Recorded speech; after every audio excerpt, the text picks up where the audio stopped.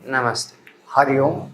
ఓంకార పంజరసుఖీం ఉపనిషదుద్యానకేళికలకంఠీం ఆగమ విపిన మయూరీం ఆర్యాం అంతర్విభావేత్ గౌరీం. గౌరీ మంత్రాన్ని ఆడవాళ్ళని ఎందుకు జపించకూడదు అంటారు?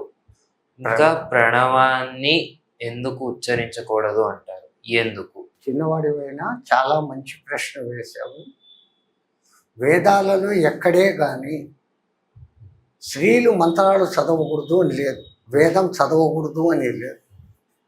గార్గి, సులభ, మైత్రేయి, ఉభయ భారతి ఇలాంటి స్త్రీ విదూష్మణులు, విద్వత్మణులు కొన్ని వందల మంది ఉన్నారు. వేదాలలో మంత్రాలు కూడా వాళ్ళు రాసి ఉన్నారు. వేదంలో ఎక్కడే కానీ ఆడవాళ్లకు చదవకూడదు అన్న నిషేధం లేదు. ఇదే విధంగా గాయత్రి మంత్రం విషయం కూడా, గాయత్రి కూడా అమ్మవారు మంత్రమేమో సూర్య మంత్రము, దానికి అధిష్టాన దేవత ముక్తా విద్రుమహేమ నీల ధవలవర్ణ ఛాయే శుభై రంగై తీక్షణే అని చెప్పబడేటువంటి గాయత్రి పంచముఖి మాత. మాతది మాతలే చదవకూడదని చెప్పడం ఎంత అన్యాయకరమైన మాట. ఈ విషయంలో పండిత శ్రీరామ శర్మ గారు అని ఒక ఆయన ఉండేవారు. ఆయన అందరికీ యజ్ఞోపవీతం వేసి కులం మత జాతి భేదం లేకుండా, ఆడ మగ అనే భేదం లేకుండా అందరికీ యజ్ఞోపవీత ధారణ చేసి గాయత్రి ఉపదేశం చేసేవాడు. అక్కడ ఉన్న బ్రాహ్మణ వర్గాలంతా ఆయన మీద కోర్టుకు పోయినాయి, కేసు వేశారు. ఈయన ధర్మాన్ని నాశనం చేస్తున్నాడు, వేదాలను భ్రష్టు పట్టిస్తున్నాడు, ఆడవాళ్ళు వేదాలు చదవకూడదు, ఓంకారం కూడా ఉచ్చరించకూడదు, అట్లాంటిది మహా గొప్పదైన గాయత్రి మంత్రాన్ని వాళ్ళు అందరికీ ఇచ్చేస్తున్నాడు, అతి రహస్యము గోప్యము అయిన గాయత్రి మంత్రాన్ని అందరికీ ఇచ్చేస్తున్నాడు అని అన్నారు. అంటే ఈయన 3-4 వాయిదాలు 4 సంవత్సరాల దాకా పోరాడి ఆఖరికి ఒక మాట అన్నాడు, వేదాలలో ఎక్కడైనా స్త్రీలు గాయత్రి చదవకూడదని కానీ వేదం చదవకూడదని కానీ ఏదైనా ఒక మంత్ర కొటేషన్ ఉంటే నాకు చూపించండి, నేను నా బ్రాహ్మణత్వాన్ని వదులుకుంటాను, ఇంకా మీదట ఎవరికే కానీ నేను గాయత్రి చెప్పను అన్నాడు. వాళ్ళు 6 నెలలు టైం తీసుకొని కాశీ పండితులు 4 వేదాలను తిరగదోడారు. ఎక్కడే కానీ స్త్రీలకు చెప్పకూడదు అనేది లేదు. యాజ్ఞవల్క్య మహర్షి భార్యలు ఇద్దరు ఎంత జ్ఞానులు, శంకరాచార్యుడినే గడగడలాడించిన ఉభయ భారతి ఎంత జ్ఞాని. వాడు వేదం చదవకపోతే 2 పండితుల పోరాటానికి మధ్య జడ్జిగా రాజు పెడతాడా ఆమెను? ఇప్పుడు అంతా వేదం అందరికీ సమానం. వేదం అంటేనే అర్థం ఇది తెలుసుకో, ఇది తెలుసుకుంటే నీకు అన్నీ తెలిసిపోతాయి అన్న అర్థం వేదం. ఆ వేద మాత గాయత్రి. అట్లాగనే ఆ ఓంకార పంజర సుఖీం ఉపనిషదుద్యాన కేళికల కంటి ఆగమన విపిన మయూరీం ఆర్యాం అంతర్విభావయే గౌరీ, ఆర్యుల హృదయాంతరాళంలో నిరంతరము సంచరించేది. ఇంత గొప్ప అర్థం ఆ తల్లిని చెప్పుకుంటూ తల్లులే పలకకూడదు అనేది ఎంత మూర్ఖం. ఎక్కడో జరిగిన చిన్న తప్పు మన ఈ మహత్తర సాంప్రదాయ మహాలోకాన్ని మనమే విడగొట్టుకొని మీరు చేయకూడదు మేము చేయకూడదు అని మన సాంప్రదాయాన్ని మనమే పాటించలేని స్థితికి పోతుంది. ఆ స్థితి మళ్ళీ రాకూడదు, ఐక్యత ఉండాలి అన్న ఉద్దేశంతో మహామహులు ఎంతో పోరాడుతూ ఉన్నారు. అది వస్తాను. ఇంకా గాయత్రిలో అందరూ 23 అక్షరాల గాయత్రినే చదువుతారు, 24 అక్షరాల గాయత్రి చదువు. అంత రహస్యమైంది బహిర్గతమైతే అందరూ పాడైపోతారు, అందరూ ఇదైపోతారని ఆ చిన్న అక్షర దోషం అక్కడ పెట్టారు. ఔం భూర్భువ స్వః వ్యాహృతులు, ఔం తత్సవితుర్వరేణ్యం, అప్పుడు ఔంతో కలిపి 8 అక్షరాలు అవుతాయి. భర్గోదేవస్య ధీమహి ధియో యో నః ప్రచోదయాత్ 8 ఉన్నాయి. ఉన్న గాయత్రులు 24 అక్షరాలకు అధిదేవతా గాయత్రీలు ఉన్నాయి. ఇప్పుడు అడ్డమైన ప్రతి చిన్న గురువుకు ఈ విద్మహే ధీమహే ధియో యోన ప్రచోదయాత్ కలిపేస్తా ఉన్నారు. దాని ప్రాముఖ్యత దానికి ఉంది.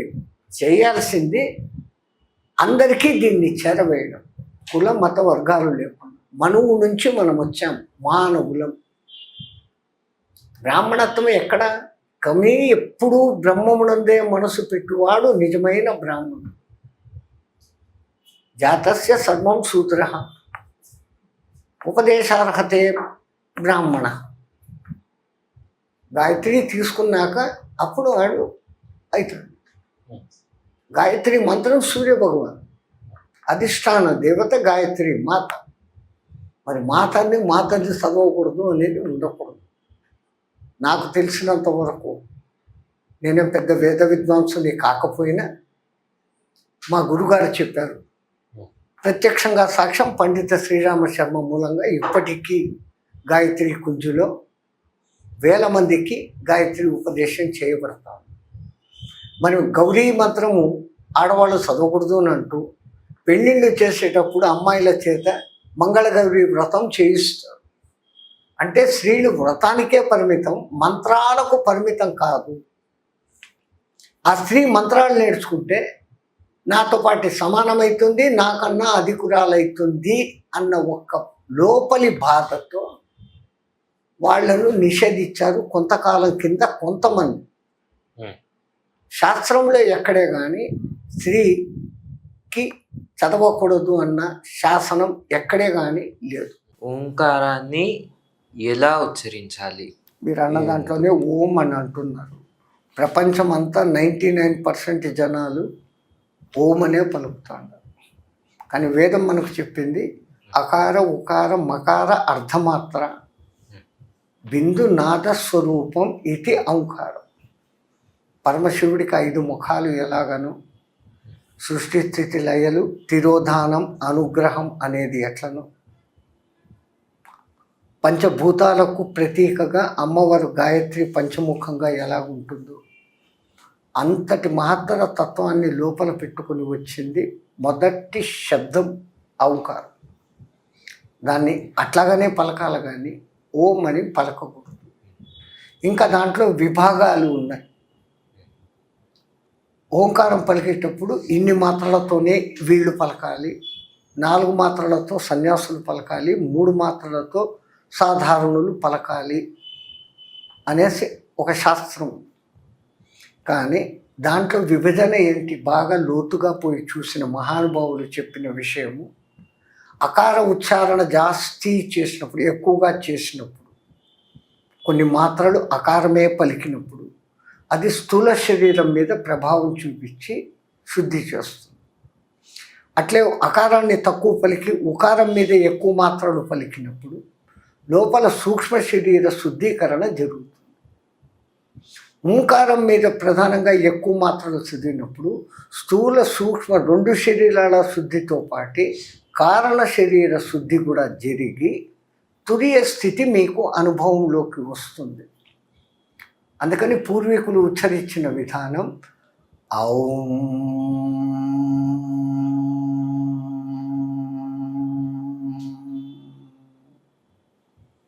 ఇంత దీర్ఘంగా చేసినప్పుడు దానికి అవసరమైనంత ముందు శ్వాసలు తీసుకున్నాం, ఇప్పుడు నిశ్వాసం చేస్తున్నాం.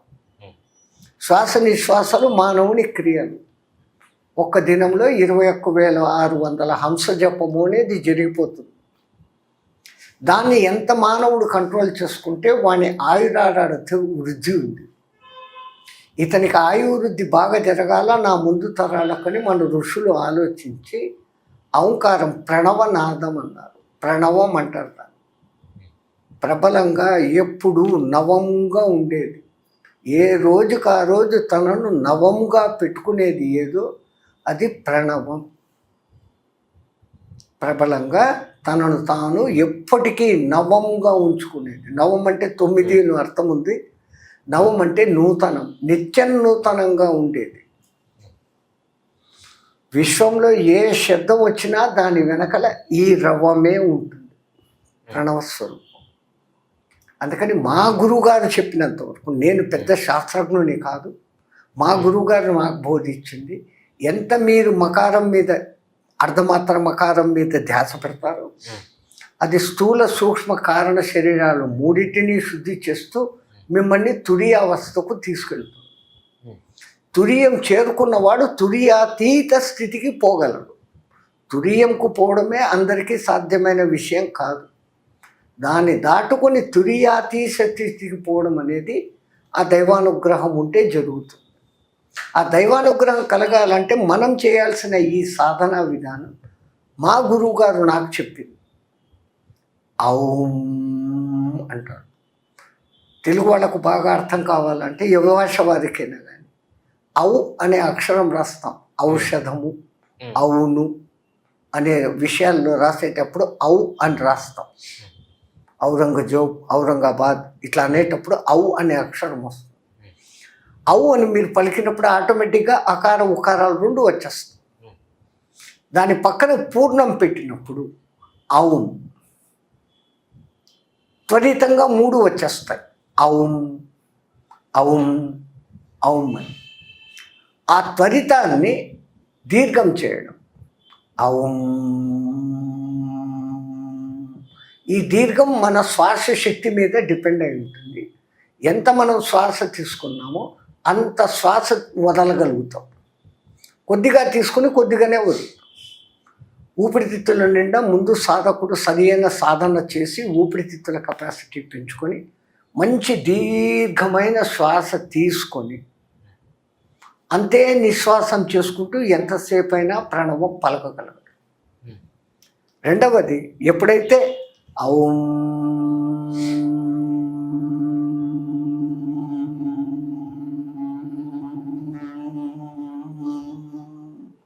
అంటూ ఉంటాము, మీ చెవులకు మీకే అది ఒక భ్రమరనాదం లాగా వినపడుతుంది. జైసా నల్ల గండు తుమ్మెద శబ్దం, అది భ్రామరీ శక్తిగా మారుతుంది. అమ్మవారి రూపం. ఎక్కడా పార్వతీ పరమేశ్వరుడు కలిసే ఉంటారు, విడిగా ఉండరు. అంటే ఈ ఓంకారం ఈ విధంగా ఉచ్చరించినప్పుడు అమ్మ శక్తి కూడా మీకు కలిసి వస్తుంది. అందుకని మా గురువు మాకు చెప్పింది. ఇది వేదం చెప్పింది అని నేను చెప్పాను. వేదం చెప్పింది అకార ఉకార మకార సమాయుక్తం ఇది ఓంకారం. మా గురువుగారు దాన్ని ఈ విధంగా భావించి మాకు ఈ శ్వాసక్రియలు బాగా జరిగేదానికి, ఆయురారోగ్యాలు రెండూ పెరిగేదానికి, స్థూల శరీరం బాగుంటుంది, సూక్ష్మ శరీరం శుద్ధి అవుతుంది, కారణ శరీరం పవిత్రమవుతుంది. ఈ మూడు అయినాయంటే తురియ అవస్థ. అందుకని మా గురువు చెప్పిన విధానం ఔం.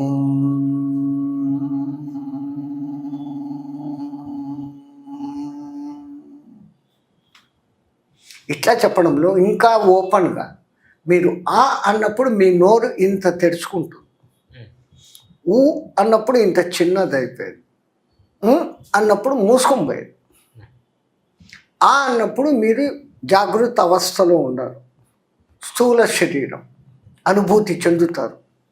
అదే నిద్రపోయినప్పుడు మీ స్థూల శరీరం మీకు గుర్తులేదు, కలలు కంటూ ఉంటారు, అది నిద్రాస్థితి. చిన్నది, నిద్రలో కళలు వస్తాయి, కానీ కళలు లేని స్థితి ఒకటి ఉంది, సుషుప్తి స్థితి. ఆ సుషుప్తిలో మనం ఆనందం అనుభవిస్తాం, కానీ ఆనందం అనుభవించినా మన సంగతి ఉదయం లేచినాక తెలుస్తుంది. ఒక మనిషి పడుకొని నిద్రపోయి I had a very sound sleep అంటున్నాడు పొద్దున్న లేచి.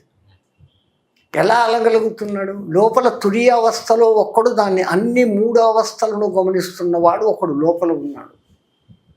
వాణ్ణి చేరుకోవడమే లక్ష్యం. వాడెక్కడో లేడు, మనలోనే ఉన్నాడు. అది తెలుసుకునేదానికి మన పూర్వీకులు ఇంత వ్యవస్థ ఏర్పాటు చేసి పెడితే మనము తెలియక దాన్ని ఓ అది అరుస్తున్నాం.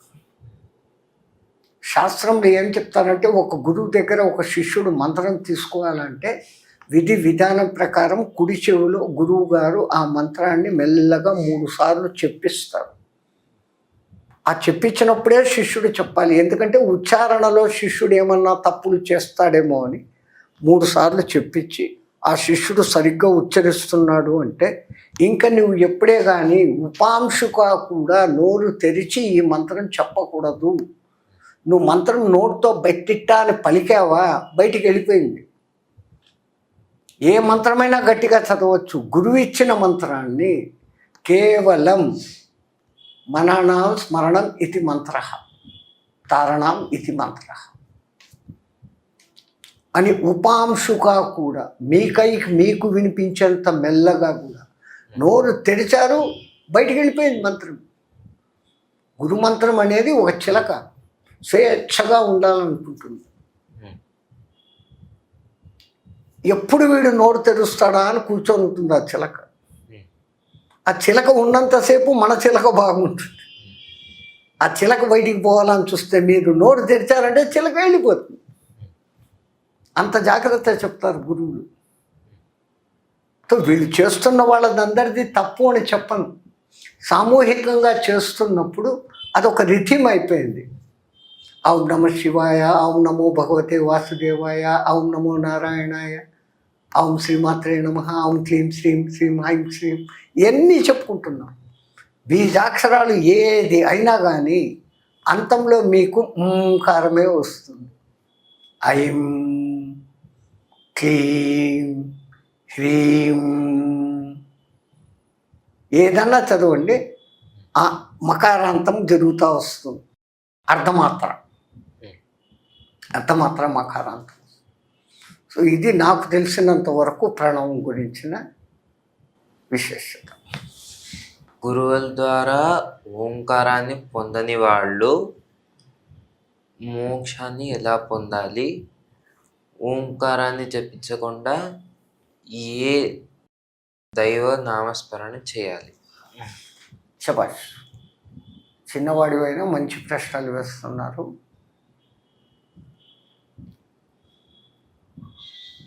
ఎట్లయితే అమ్మవారిని ఓంకారం అనే పంజరంలో ఉన్నదానా అని వర్ణించినారో, రామో విగ్రహవాన్ ధర్మం అని చెప్పబడినటువంటి రామ్ అనే ఏకాక్షర మంత్రం, ఇది ఓంకారానికి సమానమైన శక్తివంతమైన మంత్రం. రామ్ రామ్ అన్నది పలికే రోమములో రామనామాన్ని నిలుపుకోబట్టి హనుమంతుడు చిరంజీవి తత్వానికి అష్టసిద్ధి నవనిధులకు నాదుడు కాగలిగినాడు. సీతమ్మ ద్వారా వరం పొందాడు. రామనామంకు ఓంకారానికి అంతటి సామీప్యత ఉంది. ఔంకు ఎంత శక్తివంతమో రామ్ అంత శక్తివంతం. ఒక గురువు ఔంకారాన్ని ఇంత వివరాలు, ఇంతకుముందు నాకు తెలిసిన కొన్ని వివరాలన్నీ కనుక శిష్యుడికి చెప్పినప్పుడు ఆ శిష్యుడు దాన్ని అట్లా ఉచ్చరించి ధన్యుడవుతాడు. మరి గురువుల ద్వారా దీక్ష పొందని వాళ్ళు కూడా తరించేదానికి తారక మంత్రం అని దానికి పేరు పెట్టారు. రామతారక మంత్రం, తరింపజేసేది మంత్రం. ఆ మంత్రం ఏదంటే ఏకాక్షరంలోకి తీసుకుంటే రామ్, రామ, రాముడు, శ్రీరామ, అది 3 అక్షరాలు, తగ్గిస్తే 2 అక్షరాలు రామ, ఇంకా తగ్గిస్తే ఏకాక్షరం రామ్. ఎట్లయితే ప్రణవంని ఏకాక్షరం అంటున్నారో దాంట్లో 3 కలిసి ఉన్నాయో, ఇక్కడ రకారము, ఆకారము, పూర్ణము అనే 3 కలిసి ఉన్నాయి. రకారం అగ్నిబీజం. మనలో మణిపూరక చక్రంలో అగ్ని ఉంటుంది. రామ్ రామ్ అని అంటున్న ప్రతిసారి మన మణిపూరక చక్రము యాక్టివేటెడ్.